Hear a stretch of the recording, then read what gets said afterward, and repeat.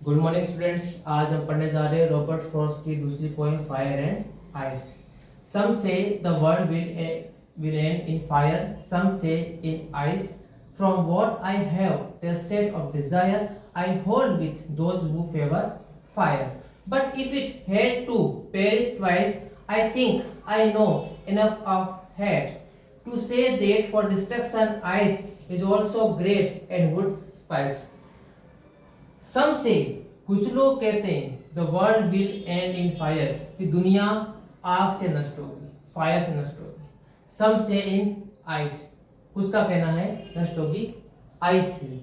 यहाँ पर फायर और आइस अपने साथ में कुछ स्पेशल मीनिंग लेके चल रहे हैं। फायर है वो इंडिकेट करता है डिजायर्स को। डिजायर मतलब तृष्णा, लालच, आकांक्षाएं, इच्छाएं जो पूरी कभी होती नहीं है। और आइस जो है वो इंडिकेट करता है हेट को, नफरत को। From what I have tested of desire I hold with those who favour fire. अगर मैं बात करूं मेरे टेस्ट की, मेरे फेवर की, तो मैं उनका पक्ष लूंगा, उनका फेवर लूंगा जो फायर के पक्ष में है।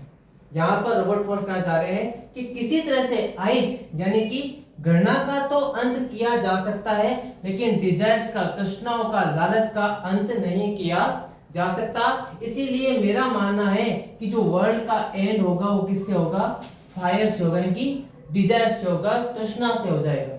सेकंड स्टेंजा में क्या कहते हैं? But if it had to perish twice, पर मुझे मर जाना, फिर से मरने का मौका मिले, दोबारा, मतलब दोबारा, ट्वाइस का होता है दोबारा, तो दोबारा अगर मौका मिले मुझे, तो आई थिंक आई नो, मैं जानता हूं, इनफ ऑफ हेट, की घृणा भी पर्याप्त है। यानी कि दुनिया के अंत के लिए, वर्ल्ड के एंड के लिए घृणा भी पर्याप्त है।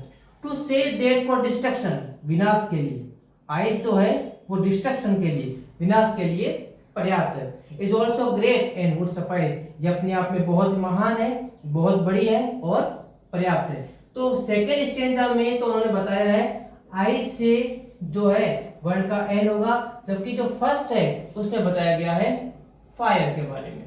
तो यहाँ पर पूरी पोएम का जो निष्कर्ष है, मूल भाव निकलता है कि रॉबर्ट फ्रॉस्ट कह रहे हैं कि दुनिया में है जो डिजायर्स यानी कि तृष्णा, लालच और घृणा इतनी बढ़ गई है कि दुनिया का अंत या तो लोगों की तृष्णा से हो जाएगा, या फिर जो आपसी नफरत है उससे ही दुनिया का अंत हो सकता है। और दोनों अपने आप में पर्याप्त है दुनिया को नष्ट करने के लिए। हालांकि दुनिया में दोनों ही चीजें पाई जाती है। एक क्वेश्चन भी आपको दिया हुआ है कि फायर स्टैंड किसने करता है? फायर का क्या मीन्स है? तो याद रखना, फायर स्टैंड करता है डिजायर्स के लिए, और जो आइस है वो स्टैंड करता है हेट के लिए। आइस का मीन्स है हेट और फायर का मीन्स है डिजायर्स। अब इस पोएम की हम राइम स्कीम को जान लेते हैं। राइम स्कीम निकालने के लिए आपको किसी भी स्टेंजा के लास्ट वर्ड्स को लेना है। जो लाइन के लास्ट वर्ड है, पहले में फायर, फिर आइस, फिर डिजायर, फिर फायर। अब देखते हैं फायर का साउंड, पहले वर्ड को हमेशा आपको ए ही मार्किंग देनी है। फिर सेकंड देखो आइस, फायर का और आइस का साउंड डिफरेंट आ रहा है, इसीलिए हम इसको मार्किंग देंगे बी। फिर थर्ड वर्ड है desire, fire desire, fire desire, same sound है तो हम इसको सेम मार्किंग देंगे ए। फायर सेम ही है तो फिर मार्किंग देंगे ए। इस तरह से जो पहला स्टेंजा है उसकी मार्किंग क्या हो जाएगी?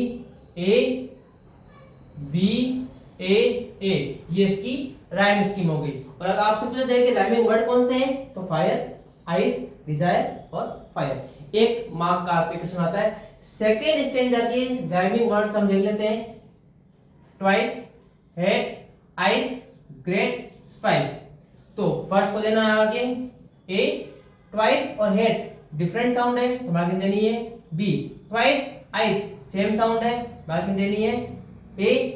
ग्रेट, ग्रेट और हेट कि दोनों का साउंड सेम आता है, मार्किंग देनी है आपको B. Suffice, twice, ice same sound देना है ए। इसी तरह जो सेकेंड स्टेंजा आपके है उसकी हो जाएगी ए बी ए। और राइमिंग वर्ड्स पूछे जाए twice, hate, ice, great, suffice, ये 5 आपके राइमिंग वर्ड्स हो गए और ये इसकी राइमिंग स्कीम हो गई। अगले पार्ट में हम देखेंगे इसके क्वेश्चन आंसर जो मोस्ट है, जो आपके एग्जाम में आ सकते हैं।